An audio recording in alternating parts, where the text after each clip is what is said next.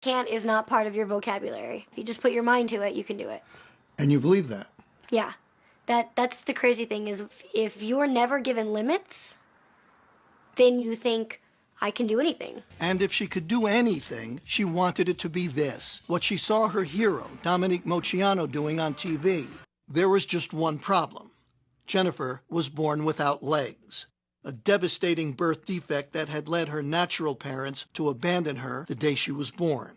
It bothered me to think that there was a little girl that was left at the hospital and she had no legs, so I thought she needed a family that would love her and take care of her. Sharon and her husband Gerald brought her home to the tiny town of Hardinville, Illinois. Population 50, they say, if you count the dogs and cats. They decided to raise her like they raised their 3 healthy sons, with no limitations and just one simple rule. Never say the word Can't. You said, I want to be a tumbler. You didn't have legs. Right. You kind of need those, most people think, to tumble. Well, think again. The girl who wasn't allowed to say can't was on her way to becoming a genuine gymnastics champion. She started at 7 on the trampoline with her dad. And after a few falls, she got the hang of it. In time, she was competing. And soon after that, she was dominating. And by high school, Jennifer Bricker, are you ready for this, was the tumbling champion of the state of Illinois. Soon, Jennifer was pursuing other sports too.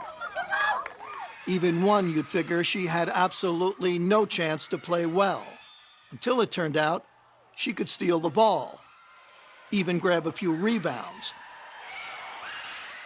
And she could make baskets, too. She didn't consider herself handicapped. She was talking to some friends one time, and one of them said something about her being handicapped. She said, well, I'm not handicapped. And they said, well, you have to use a wheelchair. And she said, just to keep them getting dirty. One day at age 16, out of curiosity, Jennifer asked her mother a question. Hey, is there anything that you, know about my adoption or biological family that you didn't tell me? I said, okay, but you got to sit down. And she said, Mom, I'm always sitting.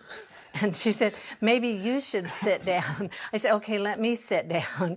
And she said, well, what's the big deal? Just tell me what my last name is. And I said, well, that's the big deal. And she said, what do you mean? I said, your last name would have been Moceanu. I knew what that meant. I knew that Dominique Moceanu was my biological sister. When she finally tracked Dominique down, Jennifer wrote her a letter. Inside the envelope were adoption papers, a photograph, and a stunning piece of news. My biological last name is Moceanu. That line, I was just like, I can't believe this is happening. Everything was there. The evidence was there. Jennifer looked like the spitting image of my youngest sister, Christina. What a moment for anyone to even speak to their childhood idol, but for their childhood idol to be their sister, that's something. She told me she was an athlete in the letter. In fact, I was her inspiration to start tumbling and doing gymnastics. And then on the phone call, she goes, oh, by the way, I have no legs.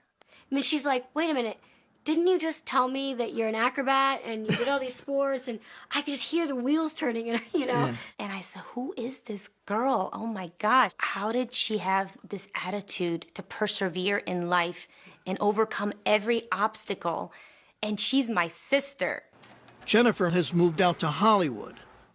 Where else if you want to be a star? She drives a specially equipped car and lives a normal, independent life. And she's earning a living. How else? As a gymnast. She's an acrobat who has toured with Britney Spears. And now she's training for a classical performance at New York's Lincoln Center. We got to go to Ohio and got to watch her perform. The audience just went crazy. They stood up and they were whistling and screaming and clapping and all this, and I was blubbering. I was sobbing because it was so beautiful, and it's like, oh my goodness, that's my baby. The baby who was taught early on never to say the word can't.